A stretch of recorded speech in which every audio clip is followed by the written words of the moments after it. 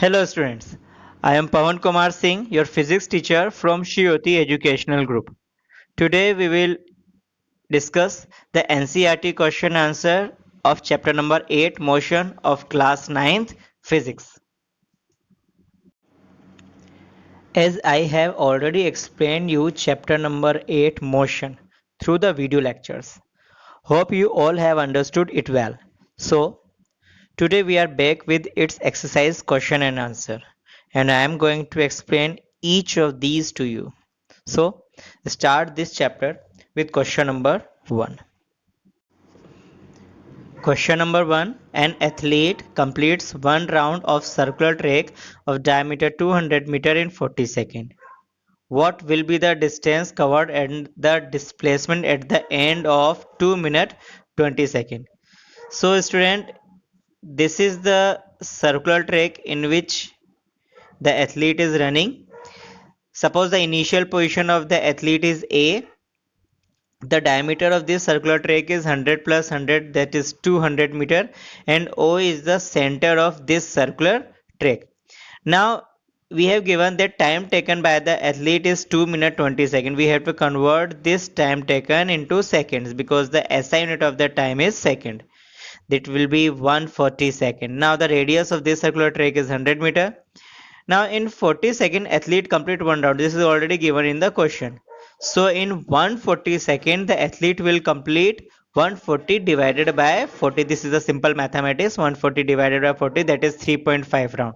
Now the distance covered will be equal to the circumference of the circular track into 3.5 round. Now the circumference of the circular track is 2 pi r. Put the values, that is 2 into 22 upon 7 into 100 into 3.5, that is 2200 meter. This is the distance covered by the athlete in 2 minute 40 second. Now at the end of his motion, the athlete will complete in the diametrically opposite position. Therefore, the displacement will be equal to 200 meter, that is equal to the diameter of the circular track. In this diagram, if the initial position of the athlete is A, then after 3.5 round the final position of the athlete will be B. So the shortest distance between A and B is the diameter of the circular track. That's why the displacement will be 200 meter. Now next question. Joseph jogs from one end A to another end B of a straight 300-meter road in 2 minutes and 30 seconds, and then turns around and jogs 100 meter back to point C in another 1 minute. It means from A to B he covered the distance 300 meter in 2 minutes 30 seconds, and then he turns and jogs 100 meter. It means from B to C he cover 100 meter and take time 1 minute. What are the Joseph's average speed and the velocity in the jogging? Two cases, from A to B and from A to C. Means we have to find out the average speed as well as the velocity of the Joseph from A to B and A to C. This is the diagram. You can see initially he is jogging from A to B. A is the initial position which is represented by 0. B is the position where the distance from A to B is the 300 meter. After B, he returned to the C, in which the distance between B and C is the 100 meter. Now for the motion from A to B, the distance covered equal to 300 meter. Displacement is also 300 meter because direction is not changing from A to B. The time taken equal to 150 second.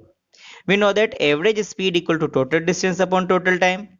So total distance is 300 meter, total time is 150 second. So 300 divided by 150, that is 2 meter per second. And the average velocity will also remain same because direction is not changing in this motion. Now come to the for motion from A to C. The distance covered from A to C will be A to B, then B to C. This will be 300 plus 100, that is 400 meter, and the displacement equal to AB minus CB. Because displacement is the shortest path, it means we have to find out this one. See the diagram, we have to find out the shortest path between A and C. Okay, this is the A and this is the C. Now So displacement will equal to AB minus EB, that is equal to 300 minus 100, that is equal to 200 meter.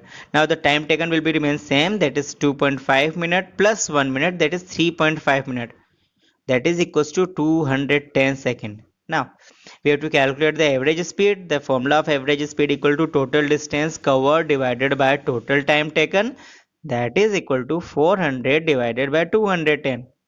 After solving this one, we get 1.9 meter per second. And to calculate the average velocity, the net displacement upon time taken, now the displacement is 200 meter. That is equals to 200 meter divided by 210, that is equal to 0.952 meter per second.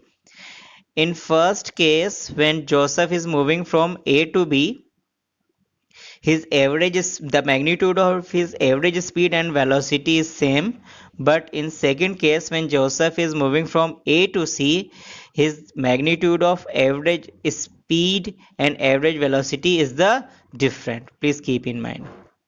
Now next question: a driver of car one traveling at 52 km per hour and applies the brakes and accelerates uniformly in the opposite direction. After applying the brake, the retardation is occurring, and retardation is always occur in the opposite direction. The car stops in 5 seconds. It means the final velocity of the car, which is 0 meter per second, is achieved in 5 seconds. Now another driver going at 3 km per hour in another car applies his brakes slowly and stops in 10 seconds. On the same graph paper, we have to plot the speed versus time graph for the two cars. Which of the two cars travel farther after the brakes were applied? Okay, student. Here the values are given in not the SI unit form. First of all, we have to convert these value in SI unit. 52 km per hour get converted into 14.4 meter per second. Okay. Similarly, 3 km per hour get converted into 0.833 meter per second. This conversion will occur by the help of 5 upon 18. We will multiply 52 by 5 upon 18 to convert 52 km per hour into meter per second. Now see the graph carefully and come to the first driver whose initial speed is 14.4 meter per second. Point A on the graph represent the initial speed of the car A, and similarly point B represent the final speed of the car A. Similarly, point C represent the initial speed of car B, and D represent the final speed of the car B. Okay, you can easily see the graph, and there is a difference between these two lines, one of the greater slope, another one in comparison to the another one. Now in this graph, AB and CD are the speed time graph for the two cars whose initial speed is 52 km per hour. We have already converted 52 km per hour in 14.4 meter per second and 3 km per hour in 0.833 meter per second.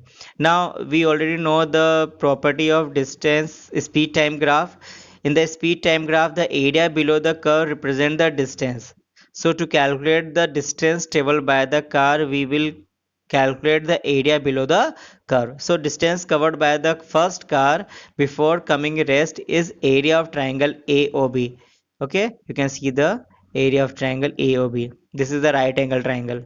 So the formula to calculate the area of right angle triangle is half into base into height, that is equal to half into AO into BO, that is equal to half into 14.4 into 5, that is 36 meter. Similarly, the distance covered by the second car before coming to rest is area of triangle COD, that is half into CO into DO, that is half into 0.833 into 10 second, that is equal to 4.16 meter. It means the first car take 36 meter before coming rest and second car take 4.16 meter. We can say the first car travel farther than the second car after they applied the brakes. Now question number 6. Figure show the distance time graph. This is the figure. Okay. Now figure show the distance time graph of three objects A, B and C. We have to study the graph and answer the following question. We have to study this graph. Okay, see the graph carefully. This horizontal line represent the time and vertical line, that is the y-axis, represent the distance whose value is in kilometer and the time value is given in the hours. Now the questions: which of the three is traveling the fastest? Are the all three ever at the same point on the road? And C, how far has C traveled when B passes A?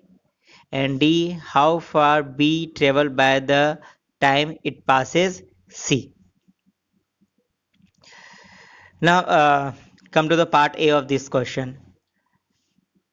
We have to find out that which car travel the fastest. It means we have to find out the speed of each and every car and compare the speed. So speed equal to distance upon time, and slope of the graph, that is equal to y-axis upon axis, that is equal to distance upon time. It means we can say after calculating the slope of graph we can calculate the speed of the graph. It means we can calculate the speed of the moving object.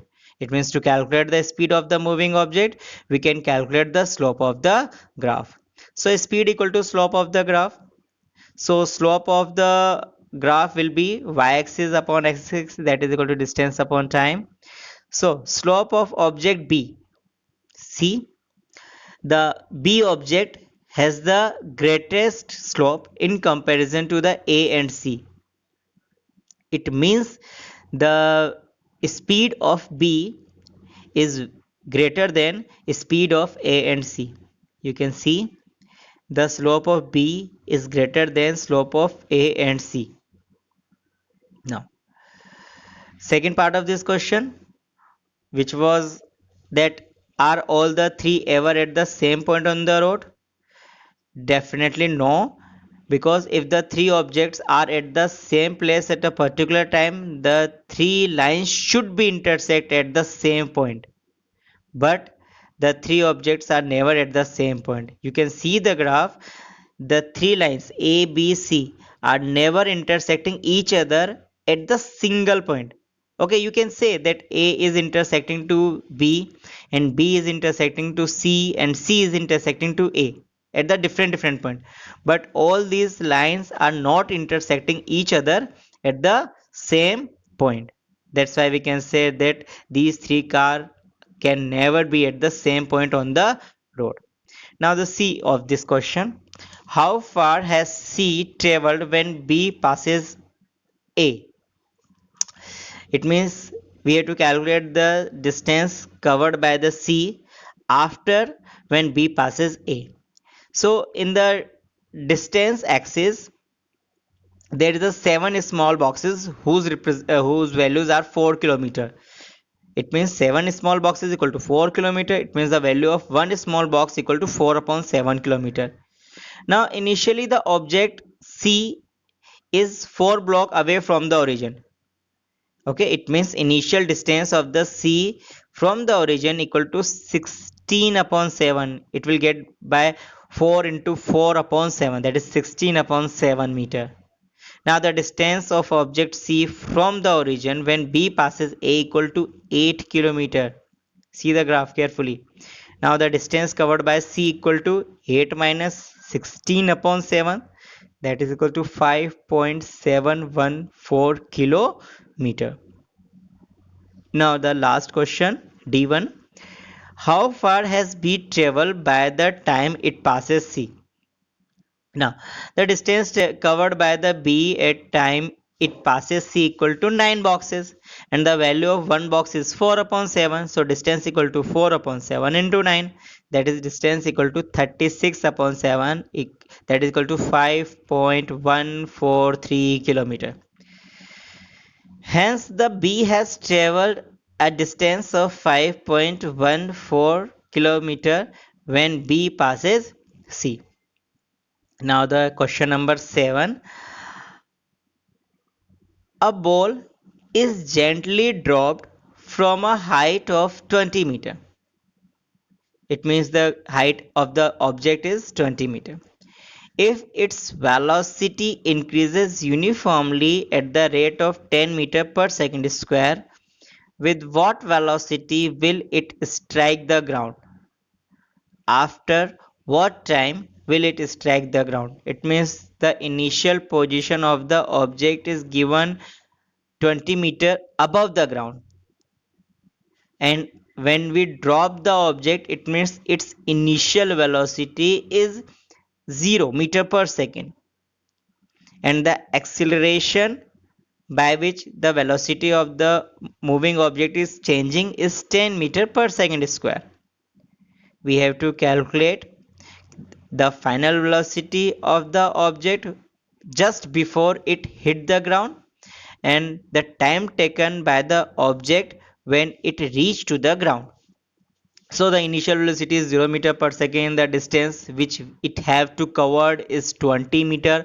Acceleration is 10 meter per second square. We have to calculate the v. V represent the final velocity and t represent the time taken.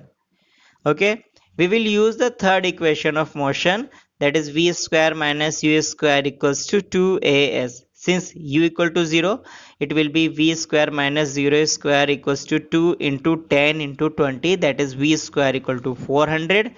It means after getting the square root of 400, we get the final velocity of the object is 20 meter per second. Now we have to calculate the time taken. For calculating the time taken, we will use the first equation of motion, that is v equals to u plus at.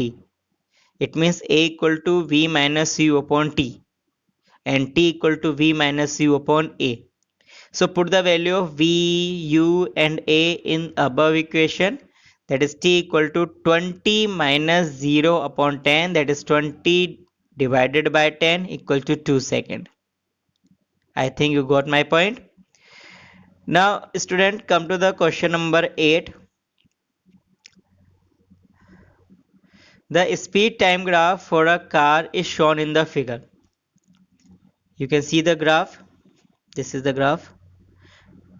This is the speed time graph in which vertical line represent the speed and horizontal line, that is x-axis, represent the time.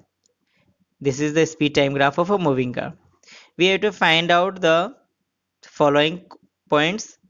A is find out how far the car travel in the first 4 seconds and shed the area on the graph that represent the distance traveled by the car during the period. B part, which part of the graph represent uniform motion of the car. Now student, in this graph, this is the graph, the initial, or you can say the origin of the graph is 0. Okay, and you can see between the time 0 to 4 second, or you can say 0 to 6 second, this is not the straight line, but for the to make the calculation easy, we have to consider this is the straight line. Okay, you got my point. You can see carefully that from 0 to 6, this is not the straight line, but we have to consider that from 0 to 6 second, this graph is a straight line to make the calculation easy.